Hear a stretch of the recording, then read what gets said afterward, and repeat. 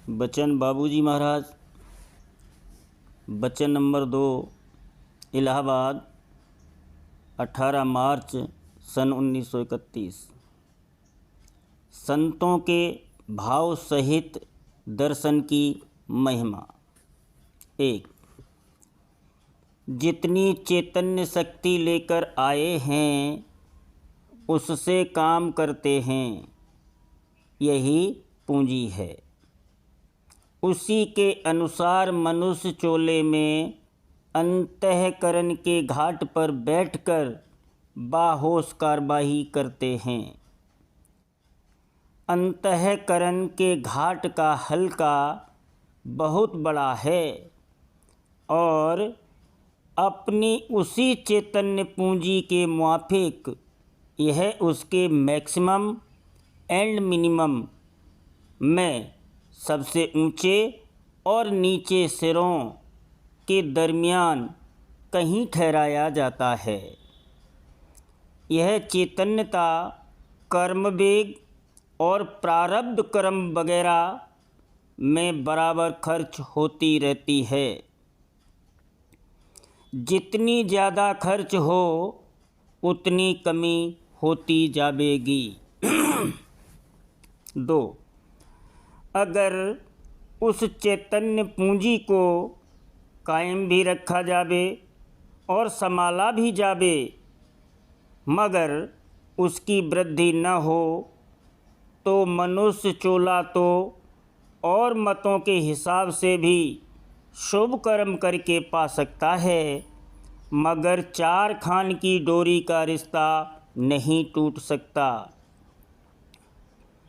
असल परमार्थ नहीं है, यह जन्म जुए में हार देना है, बर्बाद कर देना है। और पूंजी कम होने पर नर से पशु योनि में जा सकता है। असल परमार्थ यह है कि जन्म मरण से छूट जावे। 3। संतों के सन्मुख आने से और उनकी हैसियत में और उनकी हिदायत में काम करके कमोबेश अंतर में बाहोश जाने से इसकी 84 दूर हो गई। जम को जीत लिया, धर्मराय का रेखा मिट गया और काल से नाता टूट गया। सिर्फ शेष कर्म इतने बाकी रह जाने चाहिए कि नर चोला मिले और कर्म कट जावे, क्योंकि कमाई के लिए नर चोला ही है। 4। उन जीवों को भी जो संतों के सन्मुख आए मगर भाव से नहीं, ज्यों त्यों करके 84 से काट निकालने का बंदोबस्त उन्होंने दया से रखा है। और जब आते हैं तो बहुत से जीवों को अपने साथ भी निकाल लाते हैं, चाहे वह सत्संग में फौरन न लगाए जा सकें। उन सब के भाग बढ़ जाते हैं और किसी दर्जे के सत्संग में आगे पीछे शामिल होने का मौका प्राप्त हो जाता है। उनके तशरीफ़ लाने के बाद प्रलय और महाप्रलय में एक घाट ऊपर चढ़ाने की दया तो होती ही है। 5।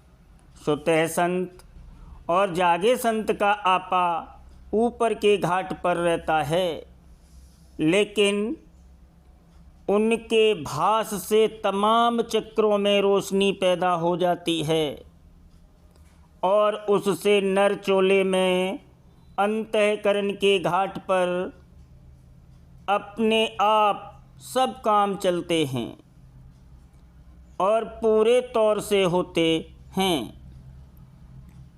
और ज़रूरत हो तो उस आपे से जो ऊपर जागा हुआ है मदद ली जा सकती है। अगर वह नीचे घाट तक आवें तो नर शरीर का ढेर हो जावे और चैतन्य अंतर में नूर में समा जावे। उनका आभास इस तौर पर काम करता है जैसे आतिशी शीशे से सूरज का प्रकाश जमा करने से रुई में आग लग सकती है। इसके बरक्स मामूली जीवों की हालत मिसल लैंप के है, जिसकी रोशनी जमा करने से आग पैदा हो सकती और जिस जगह उसको काम में लाना होता है वहाँ उठाकर ले जाते हैं। 6.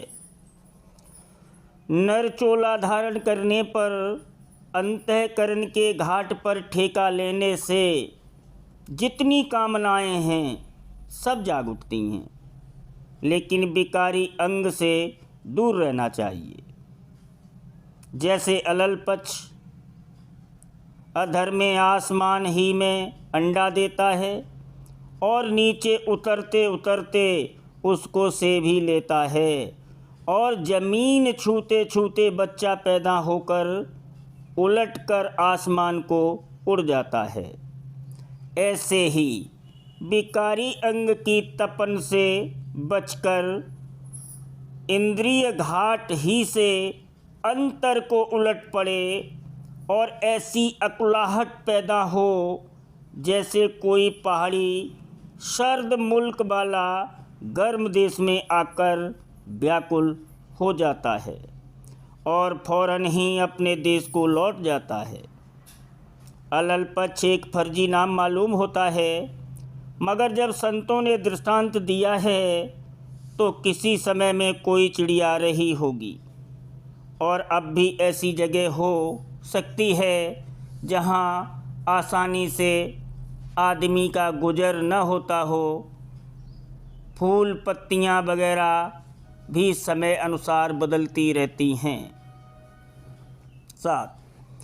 असल में राधा स्वामी मत ये है कि जिसने साध संत को एक मर्तबा भी उस भाव से देखा, उनके साथ और भाव से भी प्रीत हो सकती है, या ऐसी दृष्टि से क्षण भर के लिए भी उस रूप को पकड़ा, एक पल के लिए, विपल के लिए, क्षण के लिए, खिन के लिए संतों को प्रीत की नज़र से देखा तो उसका काम बन गया।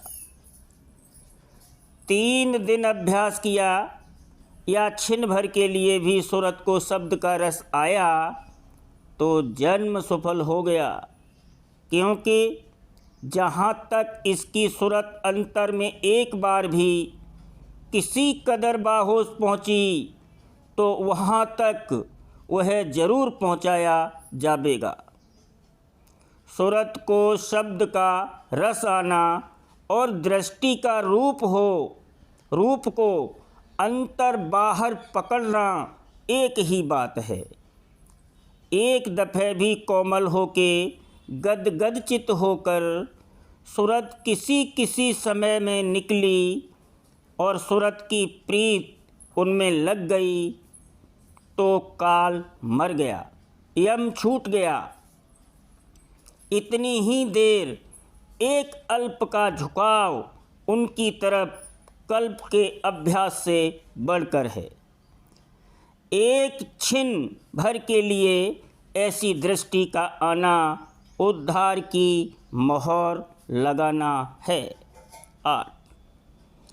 असल तो ये है कि वह उद्धार करने को आप आए और आप किया।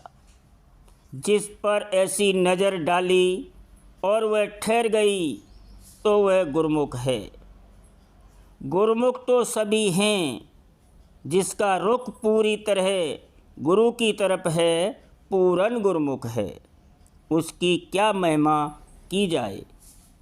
बड़े बड़े उधरे उस संगा, गुरमुख है इन सब से चंगा। वह हर दशा में मगन रहता है। 9, जिनकी ऐसी नज़र नहीं है वह अभी उम्मीदवार हैं और उनकी सब कार्रवाई महज जाब्ता और लावाजमा है। इसमें क्या रखा है कि आराम से अपने सब काम काज किए और जब उनसे फारिग हुए घड़ी भर के लिए सत्संग में आ बैठे। ये सब भी बेमतलब नहीं हैं, मगर इसकी हैसियत ये है कि जैसे चिंगारी चमकी और फिर राख में ढक गई।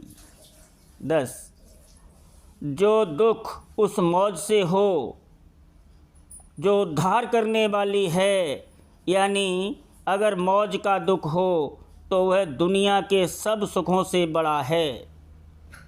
3 लोक का राज कुछ हैसियत नहीं रखता, बल्कि जिस ऐसे दुख में वह कलप रहा है वह हफ्त अकलीम की सल्तनत और बादशाहों की बादशाहत से बढ़कर है।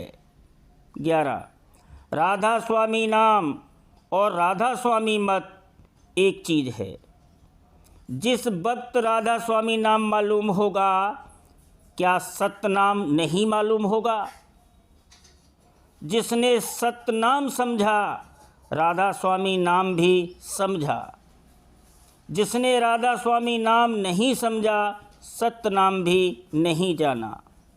राधा स्वामी नाम ही तो सतनाम की जान परवरिश करने वाला है। सत्य, अलख और अगम, इनमें राधा स्वामी का ही तो रूप है। इन तीनों में मेरा रूप, यहाँ से उतरी कला अनूप। इस नाम पर क्या बहस करेंगे? क्या यह बहस की बात है? 5 शब्द और सत्य नाम घोंटने से क्या फ़ायदा? अगर सत्य नाम की कद्र होती तो राधा स्वामी नाम की भी कद्र होती।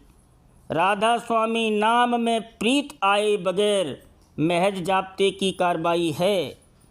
राधा स्वामी नाम कहते ही प्रीत जागनी चाहिए और उसमें प्यार आना चाहिए। डोर लगी और चढ़ी गगन को, उमंगा मन राधा स्वामी कहन को।